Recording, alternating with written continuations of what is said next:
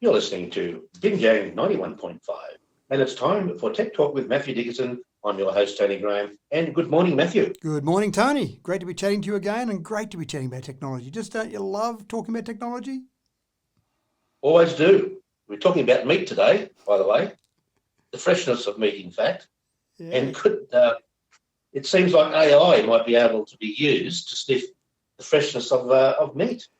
And the word sniff there is actually well used, Tony, because there's some researchers in Singapore that have been developing a little barcode, and effectively it sticks onto any meat or any meat products, and there's a number of different coloured bars on the barcode. And what it does is it actually is sniffing or detecting odours in the air, and those barcodes actually change in colour. Now, there's specific details about that, too much for a human to think about. So there's an AI app that's been developed. So you would effectively walk along with a smartphone, hold it over a barcode, and it would give you the state of decay of that meat, or in fact, whether or not it was fit for human consumption. And the first thing you think of, obviously, is in a supermarket, and that sounds fantastic. But more importantly, and this is where the researchers are focusing, the amount of meat that's thrown out at the moment that is actually good, because we all base it around the used by or the best before date.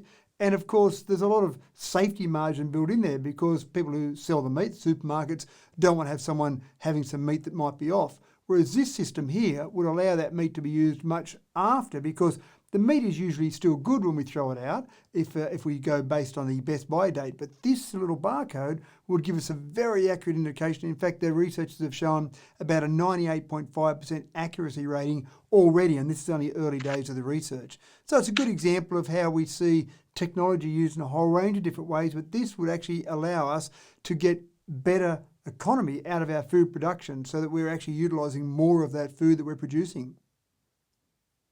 Well, it's always amazing to see what the applications are for technology and this new emerging technology, artificial intelligence, of course. Now, the stock exchange has been having its ups and downs and outages over a long period of time now.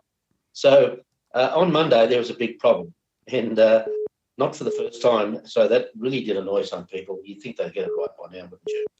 You think so? And so when this happened on Monday, when people said, oh no, the stock market's crashed in Australia, of course, everyone thought their investments had crashed or looked at their superannuation, but the actual trading capabilities of the entire stock market crashed. It only took about 20 minutes into trade on Monday before the stock market came tumbling down, or the technical aspect of it came tumbling down, and the whole Monday was ruled out. So you could not trade all day Monday, which is, you can just imagine the huge impact that would have on the financial markets in Australia, but also just the generation of income for the ASX and obviously for all those traders on there. And this has been it's a good example, Tony, of you can prepare and prepare, but sometimes things still go wrong. They've been working on this upgrade of the stock exchange for a year. They had 4 dress rehearsals getting ready for it, so they basically ironed out all the bugs as far as they were concerned. They did the upgrade over the weekend, and of course, trade opened Monday, and it all came tumbling down, despite all of those precautions they put in place. Social media was pretty harsh on them. There were people who were calling it the Australian Stop Exchange rather than the Australian Stock Exchange, and a few other people were suggesting that maybe they just needed to turn it off and turn it back on again, which obviously is the first thing that any IT person says when someone has a problem with their phone or with their computer. It's the old turn it off, turn it back on, and that'll fix most problems.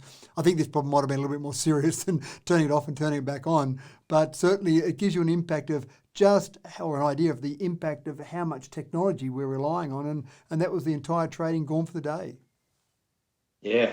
How many times have we seen this sort of stuff happening with big organisations, particularly those that decide to sublet the work out to somebody or to an organisation, and they see an opportunity to make a lot of money, and very often they don't have the expertise that's really required. You get what you pay for, don't you? You get what you pay for. And look, I don't think this one was cheap either, Tony, but I think there'll be some discussions going on as we speak right now between the contractors who are engaged to do this particular job and the ASX. I don't think they'll be very happy about paying what I'm sure would be a very large bill for this upgrade. Yes, we saw this kind of a thing happen to the Australian government around about 2000 when they were doing some major upgrades. They really got things dreadfully wrong then. They outsourced it.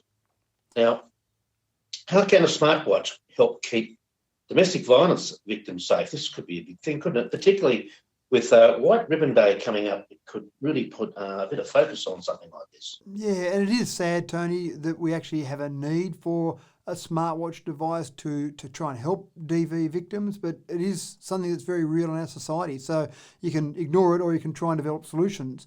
And one of the things they found when some research was done into this, one of the things they found was that when someone was in a situation where they could see some domestic violence starting to escalate, if they picked up the phone and rang the police, either one of two things happened. One, the police can't be there instantly, so sometimes it was too late by the time the police turned up, or when police did turn up, sometimes that actually escalated the violence because the person who was committing the DV actually saw that as a threat, and then they kind of went a bit overboard in terms of what they might have been doing. One of the things they found was that if you could have some friends or family or neighbours, someone who could intervene in a very soft way, that was actually a much better outcome. So what this particular smartwatch app is doing is when you feel like you're in a situation where you might be under threat, you can hold down a button on your smartwatch, and rather than ring the police, it will actually contact a number of people that you pre-programmed into your watch. They can actually have a conference call, they can hear what's going on, and then someone can get there, whoever's able to get there can get there without the person, the perpetrator, knowing that they're being called to the scene as such. They can just randomly turn up. It might be a neighbour knocking on the door to say, have you got some spare sugar things? It could be as simple as that, but just someone to intervene to try and get to the point where it doesn't escalate out of control. The organisation that's created this is called Stand By You, the letter U, not the word U, Stand By You Foundation.